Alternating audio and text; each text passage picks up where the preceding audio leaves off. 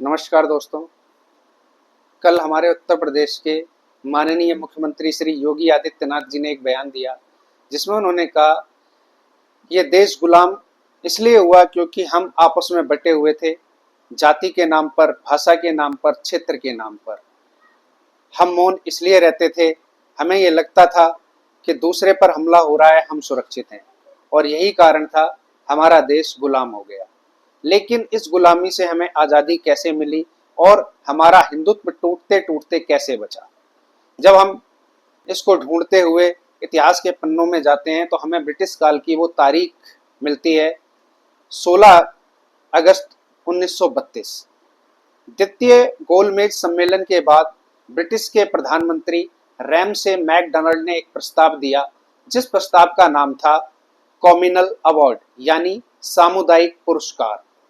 इस पुरस्कार के अंतर्गत भारत के विभिन्न धार्मिक समुदाय जैसे सिख, मुस्लिम, भारतीय ईसाई, एंग्लो इंडियंस, इनको पृथक निर्वाचक क्षेत्र का प्रस्ताव दिया गया।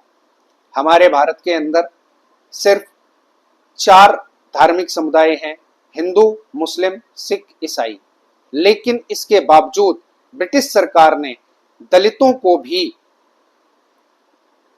कॉम्युनल अवार्ड दिया, यानी कि दलितों के लिए भी पृथक निर्वाचक क्षेत्र की व्यवस्था की जाए। उस समय दलितों का अधिक शोषण हो रहा था और डॉक्टर भीमराव अंबेडकर दलित उत्थान के लिए निरंतर कार्यरत थे। इस कॉम्युनल अवार्ड से डॉक्टर भीमराव अंबेडकर जी कहीं हद तक संतुष्ट थे, लेकिन गांधी जी ने इस प्रस्ताव को ठुकरा दिया। जहां एक और गांधी जी इस प्रस्ताव को ठुकरा रहे थे, वहीं मुस्लिम, सिख और ईसाइयों के लिए इस प्रस्ताव को मान लेना गांधी जी के लिए मायने नहीं रखता था।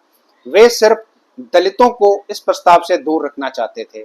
गांधी जी ये जानते थे कि भारत एक हिंदू बहुल राष्ट्र है और दलित भी हिंदू ही हैं, और दलित अगर इस प्रस्ताव के साथ जाते हैं तो हिंदुत्व टूट जाएगा और ब्रिटिश सरकार की जो मंशा थी, फूट डालो शासन करो नीति, कामयाब हो जाएगी। गांधी जी ने इस प्रस्ताव को नहीं माना। अम्बेडकर जी को भी इस प्रस्ताव को मानने के लिए मना किया। जब गांधी जी इस प्रस्ताव के विरोध में आमरण अनशन पर चले गए तो इसके आगे डॉक्टर भीमराव अंबेडकर जी को झुकना पड़ा और पूना की यरवदा जेल के अंदर उन दोनों के बीच में एक समझौता हुआ, जिस समझौते को हम पूना पैक्ट यानी कि पूना समझौते के नाम से जानते हैं। 24 सितंबर 1932 को यह समझौता हुआ, जिसमें गांधी जी ने मौखिक रूप से यह स्वीकार किया और डॉक्टर भीमराव अंबेडकर जी ने लिखित रूप से स्वीकार किया कि दलितों के लिए पृथक निर्वाचक क्षेत्र न होकर संयुक्त निर्वाचक क्षेत्र की व्यवस्था की जाए।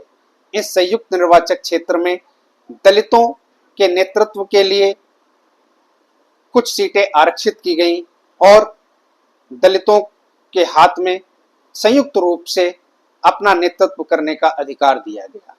सन 1950 में हमें ब्रिटिश संविधान से आज़ादी मिली और भारतीय संविधान की रचना हुई और 1950 में भारतीय संविधान पारित हुआ।